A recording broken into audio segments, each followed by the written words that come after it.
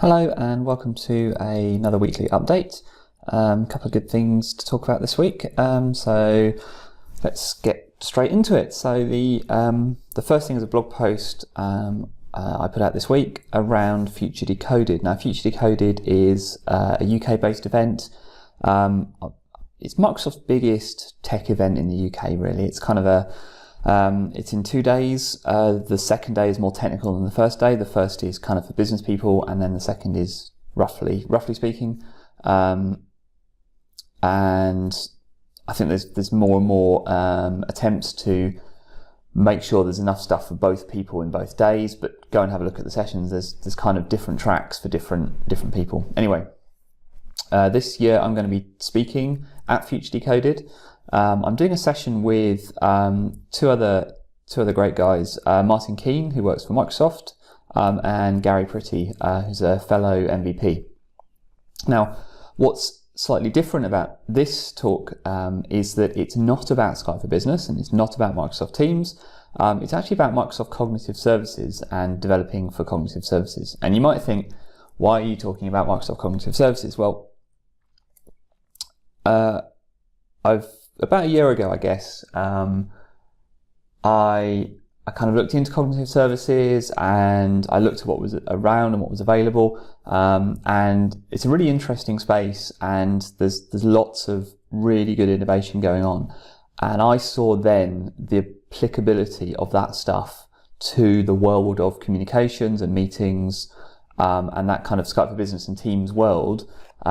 So I spent some time looking at the cognitive services stuff and understanding it, and because I wanted to understand the value for collaboration and communication. So that's why I'm talking about cognitive services, because I've spent a lot of time looking at it and understanding it as well. And actually, I think there's going to be a massive overlap between that and as it comes in and the communications becomes more intelligent. So all of that cognitive services stuff, all of that machine learning, all that artificial intelligence, there's some really amazing things that can do to the world of communication and to the world of collaboration. And I've been looking at that over the past kind of year. Now, what was really amazing for me was at Ignite, Laurie Wright in her keynote sort of said all of this and said Microsoft is moving from unified communications to intelligent communications. So it feels like Microsoft have been thinking the same thing that I've been thinking. So it's kind of good for me, obviously, because it means I'm in a good place to kind of to kind of align myself with what Microsoft are thinking, but it also underlines that it's probably the right thing to be thinking about. So super excited to be talking about cognitive services at Future Decoded. The three of us are doing a joint session to really look at cognitive services in action. So some real world use cases, what's being done today, what you can do today. So really excited for that. That should be really good. That's on the 1st of November. It's the second of the 2 days of Future Decoded. Like I say, it's in London. It's free to attend. You've just got to get yourself there, but you do need to register if you want to attend. You can't just show up. So links to everything in the blog post. I did, and I'll put a link to that in the notes. Continuing to talk about events, there are a set of Microsoft Tech Summit events kicking off through the rest of this year and into next year, focused on Teams.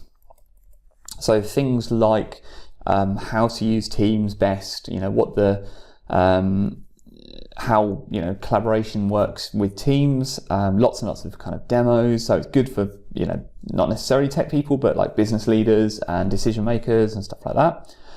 There's some sessions on like transforming using Microsoft Teams and Skype for Business together, and looking at that and what that journey looks like as over time Teams becomes and evolves to become the primary client for intelligent communications in Office 365. And there's some architecture stuff, some security and some compliance stuff, and then there's a whole section on apps and building apps on the Team platform, targeted specifically at developers. So these are a series of roadshows that are happening. It's called the Microsoft Tech Summit Tour. It kicks off in the middle of November in Sydney, and then moves around the world. It's in the UK in the middle of January. Just looking at the schedule here, it then goes, it's in Washington DC in March, and then it's then back to Europe. It's worldwide, and it's on both sides of the coast, and it's all through Europe. It's also in Singapore, it's in Cape Town, it's in Tel Aviv, so lots and lots of different places. Hopefully there is one that's happening near you that you can get yourself to. Yeah, that should be really good. I'm going to try and make it to the Birmingham one if I can, because I think it'd be really, really good. So hoping to make it to there. But they sound really good. So looking forward to those. And if there's one happening near you that you can get to, I think it's probably worth going to. Okay, cool. So other things that happened this week. There are some new connectors for Skype for Business and Microsoft Teams. So connectors are the things that go into things like Microsoft Flow, Power Apps and Logic Apps to kind of get stuff done on Office 365. And there are two new connectors now. It's not just Office 365. I'm just going to correct myself there. There's a ton of connectors to do things in Office 365, but there's also third-party connectors for all sorts of things like Twitter and Todoist and Trello and User Voice and lots. Anyway, there are now connectors for Skype for Business and Teams.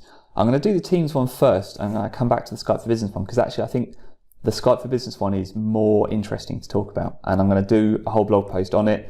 I just haven't got around to doing it yet, so I'm just going to talk about it a little bit here. So anyway, the Teams one allows you to do some different things. So it allows you to do things like create channels and list channels, and you can also post messages into channels. So as an example, you could imagine you might have a flow that, I don't know, listened for various key terms being mentioned on Twitter, and then took that tweet and put it into a Microsoft Teams message, or put it into a channel, as a message. So that's maybe a thing you could do, or maybe if certain other use cases are met, you could do some stuff and then post the results into a Teams channel. So that's interesting. The Skype for Business one is actually more interesting for me because I think it opens up more possibilities, and I'm excited to see what people do with it.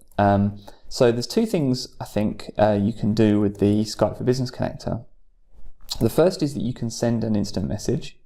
So a little bit like posting to a Teams channel, you can send an IM, and that's cool, that's useful. You can choose who it goes to, obviously. So it's good for notification scenarios. So if you've got flows or you've got Logic apps or anything like that, and you need to notify people that something has happened or something is going on, you can now do that through to Skype for Business. So that's cool. But the other thing you can do that I thought was interesting is you can create an online meeting. So from a flow or from a Logic app, you can spin up a new meeting, create it, and get back all the join information. I think that's really interesting. I'm not entirely sure what people are going to do with it. I'm not entirely sure what I'm going to do with it, but I'm pretty sure people are going to find interesting and cool things to do with that.